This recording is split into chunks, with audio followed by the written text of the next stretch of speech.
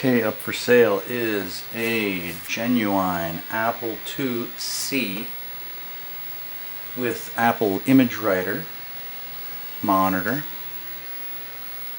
one 5.25 Epix Destroyer, 1986 Epix. What we'll do is we'll put that in.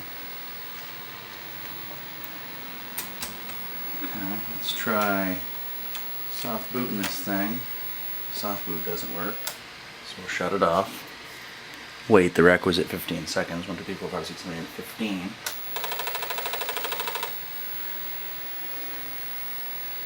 You'll see that it boots. It's operational.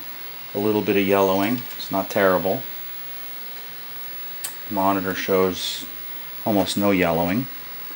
We also have the joystick and the mouse. Power brick is over there. Okay, and as you can see, the game loads, boots consistently. This drive is working flawlessly. There's no dust in this machine, and I don't know how this game works, but as you can see, easy level, easy start.